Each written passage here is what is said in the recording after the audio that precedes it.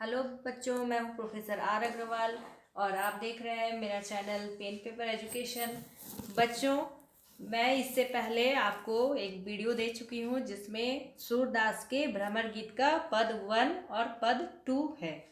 आज मैं आपको पद 3 और पद 4 के बारे में बताऊंगी। बच्चों, अगर आपको वीडियो पसंद आया तो आप इस बार ज़रूर सब्सक्राइब कर लेना ताकि मैं जब भी आपको कोई नया वीडियो डालूं आपको वो मिल जाए और आप उससे पढ़कर अपना एग्ज़ाम के अच्छे से तैयारी कर सकें। तो बच्चों, तीसरे पद में क्या है आज हम ये देख लेते हैं।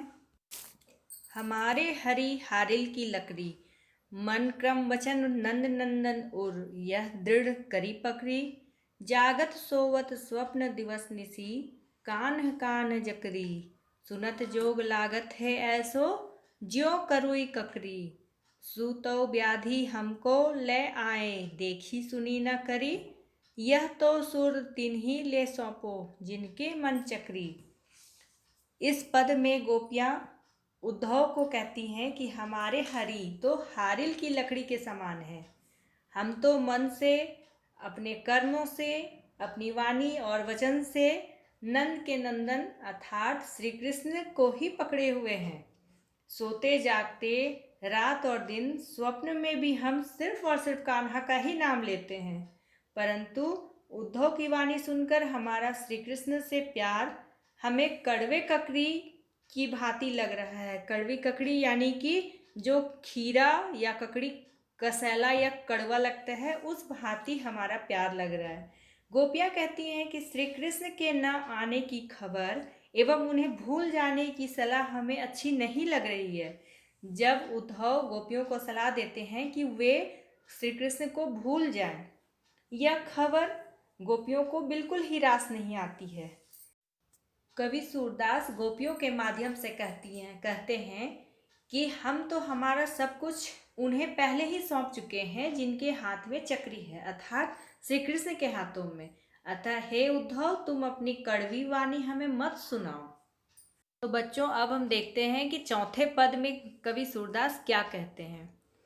हरि है राजनीति पढ़ी आए, समझो बात कहत मधुकर के, समाचार सब पाए, एक अति चतुर होते पहले ही, अब गुरु ग्रंथ पढ़ाए, बड़ी बुद्धि जानी जो उनकी, जोग संदेश पढ़ाए, उद्धव भले लोग आगे के, परहित डोलत धाए, अब अपने मन फेर पाई हैं, चलत जुहुते चुराए, ते क्यों अनीति करे आपुन, जे और अनीति छुड़ाए, राज धर्म तो यह सुर, जो प्रजा न जाहि सताए।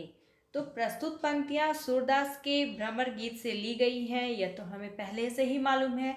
यह उनका चौथा पद है जिसमें कवि सूरदास बताते हैं कि जब गोपियों के पास उद्धव श्री कृष्ण के गोकुल वापस न आने का संदेश सुनाते हैं, तब गोपियां उद्धव को ताना मारती हैं कि कृष्ण ने अब राजनीति पढ़ ली है। वे कहती हैं कि हम मधुकर की सारी बातें यानी श्री कृष्ण की सारी बातें समझ गई हैं, उनका सारा समाचार भी हमें मिल चुका है। एक तो कान्हा पहले से ही चतुर एवं छलिया थे और अब तो उन्होंने बड़ी बड़ी किताबें भी पढ़ ली हैं। गोपियाँ उद्धव को ताना देते हुए कहती हैं कि लगता है कि श्री कृष्ण की बुद्धि किताबें या ग्रंथें पढ़ने से काफ़ी बढ़ गई है, तभी तो उसने जुदाई के संदेश भिजवाए। गोपियाँ उद्धव से आगे कहती हैं कि पहले तो कान्हा ही हमारे आगे पीछे घुमा करते थे, अब उनका मन हमसे भर गया है तो वे हमसे अलग होना चाह रहे हैं, हमसे वे भाग रहे हैं, हमसे जी चुरा रहे हैं। वे कहती हैं कि हम पर और क्या अनीति हो सकता है, यानी क्या अत्याचार हो सकता है कि हमसे अपने आप को अलग कर रहे हैं।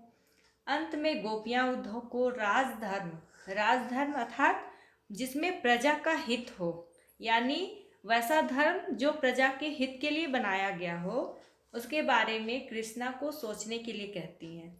वे कान्हा को उनका प्रजापालक का गुण याद कराना चाहती हैं। प्रस्तुत पद में गोपियों द्वारा उद्धव को राजधर्म याद दिलाना कवि सूरदास की लोक धर्मिता को दर्शाता है। तो बच्चों, ये चारों पद जो हैं आपके लिए बहुत ही इम्पॉर्टेंट हैं और ये श्री कृष्ण के नहीं लौटने पर गोपियों के अथाह प्रेम को दर्शाती हैं।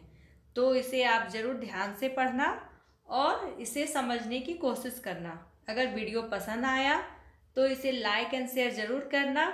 और अंत में मैं फिर से बोलूँगी कि आप सब्सक्राइब ज़रूर कर लेना, ताकि आपके पास मेरा कोई भी वीडियो हो आसानी से आपको मिल जाए। धन्यवाद।